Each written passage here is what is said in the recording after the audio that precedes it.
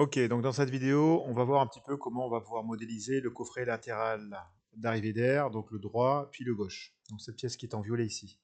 Donc pour ça, on va dans les dessins de définition qui permettent de voir un petit peu les différentes cotes. Donc on a le coffrage latéral droit et gauche d'arrivée d'air. Donc ici, il est là. Voilà. Donc on prend connaissance des dimensions. Et on va intégrer cette pièce dans le contexte de notre, pas assemblage, mais de notre pièce unique qu'on appelle aéroglisseur, qui comprend les corps volumiques, plancher de base, les 4 équerres, les déflecteurs droit et le déflecteur gauche. Donc là, celui-là, je vais le renommer, je ne l'ai pas renommé. Voilà. Ok. Donc, maintenant que ceci étant fait, je vais donc choisir ce plan et je vais demander l'ouverture d'une esquisse. Alors attention, ne pas choisir éditer l'esquisse, auquel cas vous éditeriez l'esquisse qui a permis de créer ce volume. Je vous montre. Si je fais ça, voilà ce qui se passe. On revient dans l'esquisse qui a permis de créer le volume sur lequel je viens de pointer ma souris. Et donc on édite ici, eh ben,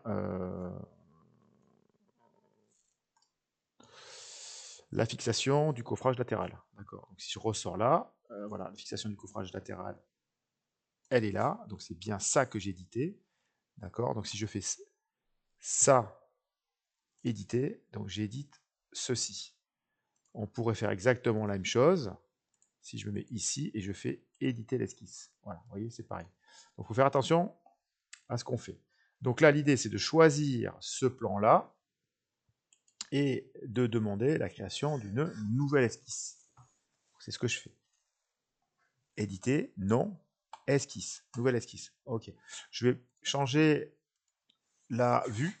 Voilà, donc je vais mettre en mode filaire, ce sera plus facile. Et je vais donc pouvoir récupérer des géométries existantes. Donc je vais convertir cette entité et cette entité. Donc ça va me donner mon départ. Ok. Donc je vais obtenir la forme qui est là. Une fois que j'ai fait ça, eh ben, je continue. Voilà. Je fais bien attention d'être horizontal.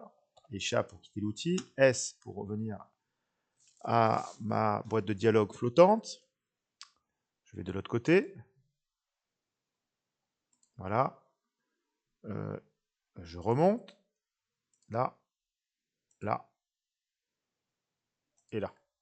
Et puis je peux remonter droit ici. Voilà. Donc là, à ce niveau-là, voilà ce que j'ai tracé.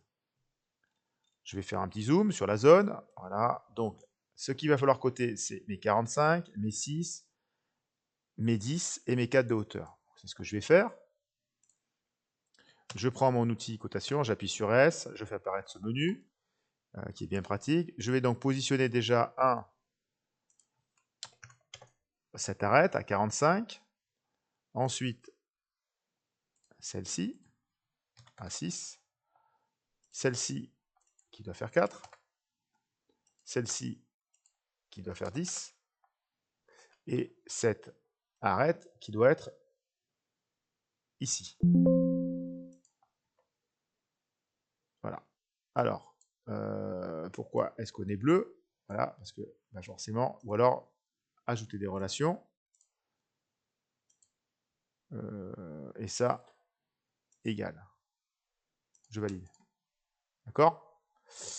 Donc si j'enlève la relation d'égalité, supprimer, ça peut bouger. Voilà. Ou alors je fais ajouter des relations. Pas ça, mais ça, coïncidente. C'est pareil. Résultat est le même. Ok. Donc là, maintenant, je vais coter la partie haute. Hop. De nouveau, ici, l'outil cotation. 20.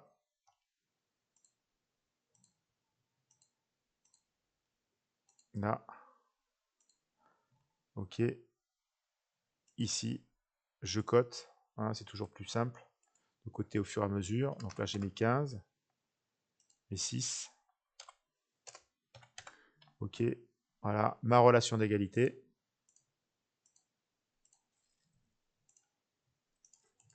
Voilà. Et donc petit à petit, vous voyez que vous avez quelque chose qui va évoluer. Ensuite, deuxième cotation. Alors l'idée, c'est de ne pas tracer tout le contour en même temps, c'est au fur et à mesure de côté. Ah, ça, c'est quand même plus facile. Ici, mon décalage pour mettre mon contreplaqué. On cote. Voilà.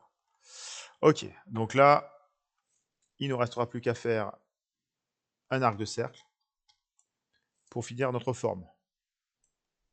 Donc cet arc de cercle-là, d'accord? Donc le rayon est 130 et notre centre de cercle, il est ici, d'accord? Donc je vais choisir l'outil cercle, je vais partir du centre, ok? Alors, je refais un cercle, je pars du centre, voilà, et je fais un cercle. Ok, donc il faut que ce cercle, il soit avec ce trait-là coïncident. Alors, on va revenir en arrière, je ne sais pas ce que ça m'a fait. CTRL Z. Voilà. Alors, on va peut-être faire comme ça. Voilà. Donc là, j'ai lié, vous voyez. Voilà. OK. Ensuite, on va faire pareil ici. Ajouter des relations. Coïncident. OK. Voilà. Ensuite, on va ajuster. Et on va coter. Bon, c'est un moyen de faire. Hein, donc, il y a plusieurs, vraiment plusieurs. Et là, on a quelque chose qui est complètement contraint. Donc, on se retrouve avec une esquisse qu'on va maintenant transformer en pièce. Jusqu'à la surface, c'est ma condition de fin. Voilà, je sélectionne la surface que je veux atteindre, je ne veux pas fusionner le résultat, je valide. Et j'ai ma pièce qui est terminée. D'accord? On peut la visualiser. D'accord? On peut, clic droit, l'isoler. Voilà, et vérifier le travail. Quitter isolé. Et je renomme ma pièce comme étant coffrage latéral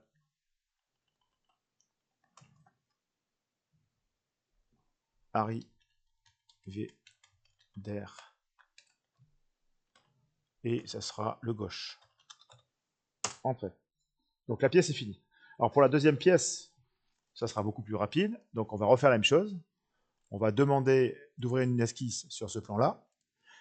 Et en fait, là maintenant, on va se servir de cette pièce. On la sélectionne et on va convertir les entités pour ramener tout le contour dans notre plan d'esquisse. Donc là, l'esquisse, elle est complètement terminée. Fonction, ajouter de la matière jusqu'à la surface. On désigne la surface qu'on veut atteindre. Alors là, il ne le voit pas. Voilà, là, je la vois. Tac. On ne fusionne pas le résultat. On valide. La deuxième pète, c'est faite. On n'a plus qu'à changer son nom. Là, on va reprendre ça pour que ça aille plus vite. On copie. On colle. Et on change le nom par droit. Entrée. Et on a donc terminé notre coffrage latéral gauche et droit d'arrivée d'air. Voilà.